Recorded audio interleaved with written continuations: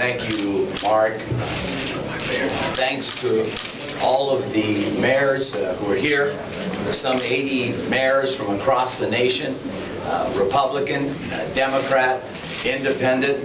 I couldn't be prouder to be standing here with my colleagues today under the aegis of the U.S. Conference of Mayors.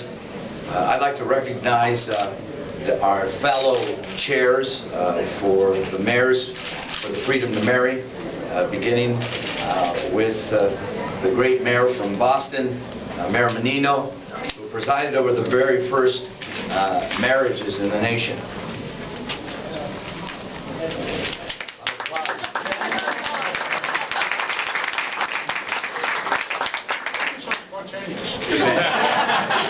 Mayor Jerry Sanders from San Diego, whose courage on speaking out on this issue continues to inspire me and others throughout the nation.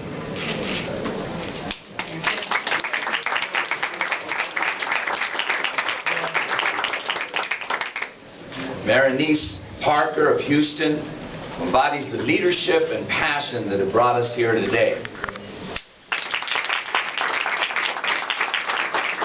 And my good friend, great mayor of the city of New York, Michael Bloomberg, who has been a stalwart champion of the Freedom to Marry.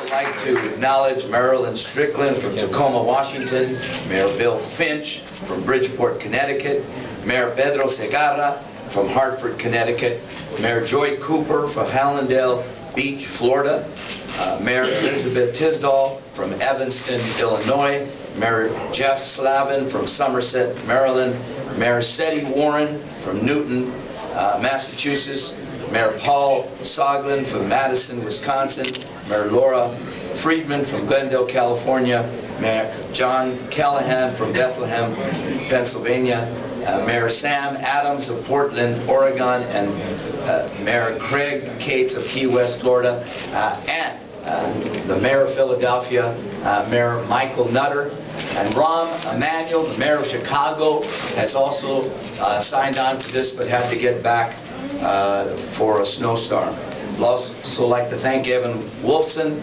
Mark Solomon, and Freedom to Marry, the driving force behind this coalition and the reason we're here today. And lastly, let me acknowledge Tom Cochran and the U.S. Conference of Mayors for partnering with us. You know, I've often said in L.A. that it doesn't matter who your father is. In my case, it didn't matter that I didn't have one, and hopefully soon, it won't matter if you have two of them. Because if we truly believe in family values, then we should value all our families. I've seen the many faces of those who are hurt by DOMA and Proposition 8 in California. They're members of my own family. There are nation's children who face daily bullying and violence because of who they are or who people think they are. They're the couples whose joyous marriages I've had the honor of presiding over, whose special day was shared by friends and family before those rights were stripped away. We're here today supporting Freedom to Marry with 80 other mayors from 25 different states. Together we will help to highlight the injustice and discrimination caused by the denial of marriage. Law-abiding, tax-paying families and their children deserve the same opportunities, the same rights, and the same responsibilities afforded to every other family. And that includes the brave men and women who serve our country in the armed forces. Now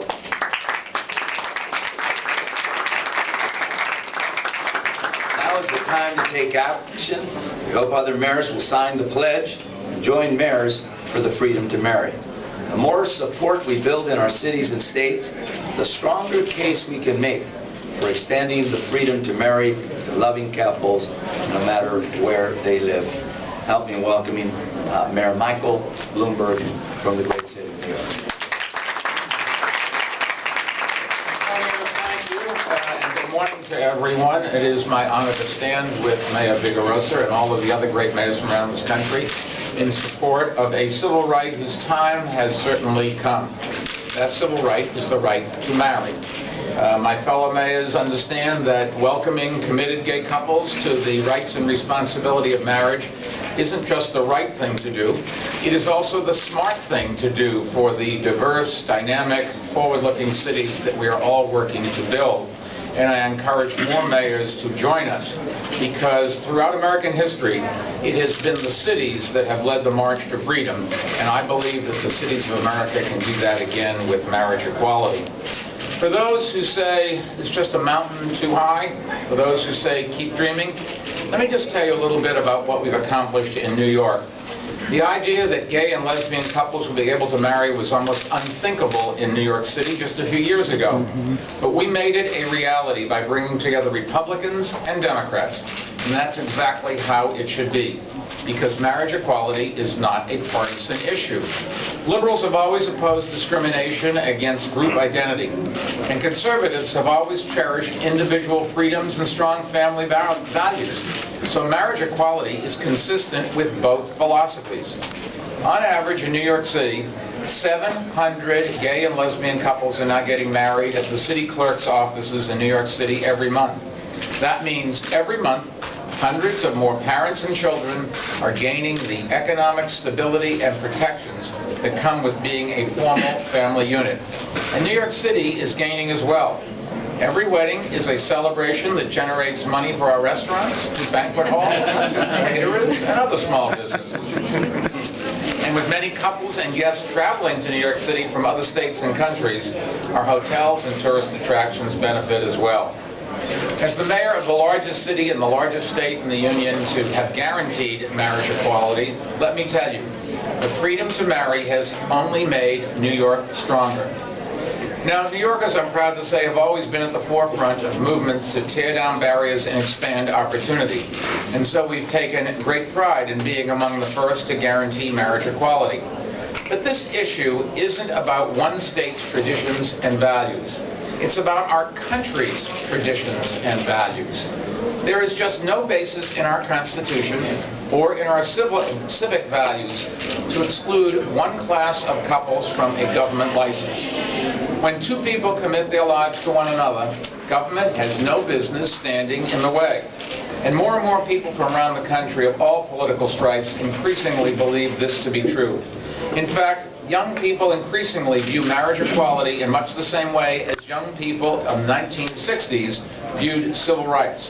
Eventually, as happened with civil rights for African Americans, they will be a majority of voters, and they will pass laws that reflect their values. So for me, the question is not if marriage equality will come to all 50 states. The only question is when.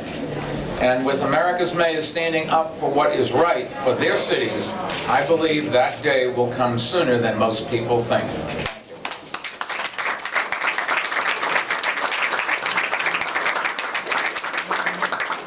With us is Mayor Jerry Sanders from San Diego, a Republican who believes strongly in freedom to marry.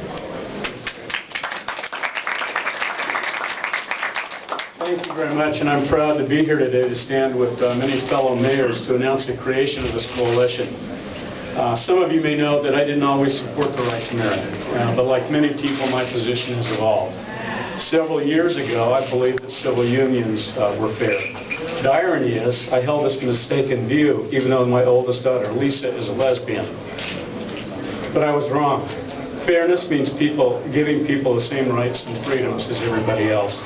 There's no such thing as fair enough. It's either fair or it's not. Today, marriage equality is not something that I just support. It's something that I promote every single day. As I've said, I hope that everyone will find someone they love deeply, someone with whom they can share their life's experiences and grow old together. I cannot look anyone in the face and tell them that their relationship is any less meaningful than my marriage to my wife. It seems that each year more and more Americans are going through the same evolution that I did. I can assure you there's nothing to fear. When I announced my support for gay marriage a few years ago, at the start of my mayoral campaign for the second term, I was expecting a lot of angry phone calls, but very few came. Instead, I heard from so many people, from gay and lesbian couples, from their families and friends, and fair-minded San Diegans who simply said, thank you. We must continue our pursuit of marriage equality until everyone has that legal right to marry the one that they love. The creation of this coalition will send a very strong message to every corner of this country that we mayors representing cities large and small are deeply committed to this cause. Everyone deserves this right, everyone. So we hope that every city will embrace marriage equality. As the mayor of San Diego, I'm proud to say that San Diego does.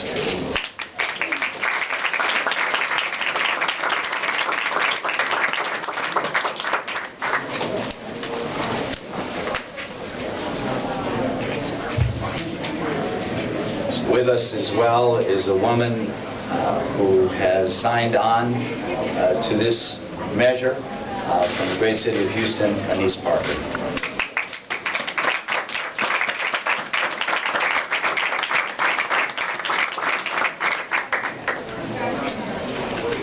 I'm very happy to be standing here today with so many of my fellow mayors. But I signed on to this fight a very long time ago. 2 years ago, when citizens of Houston elected me as mayor, they made me the first gay or lesbian mayor of a major American city. And a lot of folks were surprised. I don't know whether it was Annise Parker or mayor of Houston. But clearly, the citizens of Houston elected me because they believed I was the leader who could make a difference in the city and move our very diverse, cosmopolitan, energetic city into the future. They chose me knowing I was a lesbian. On Monday, my life partner and I celebrated 21 years together.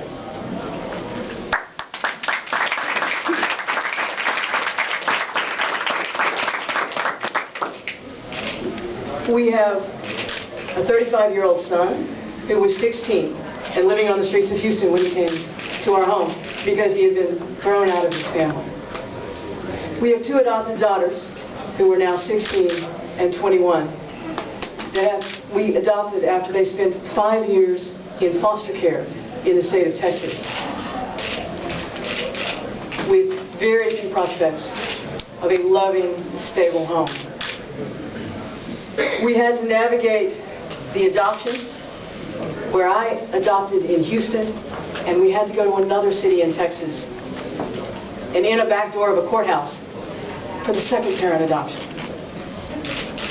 We have had to navigate insurance challenges and custody challenges and the school districts.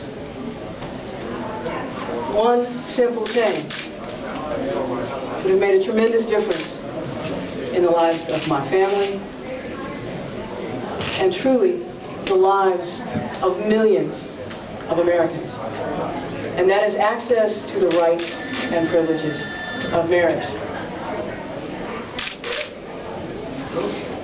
Marriages cement families.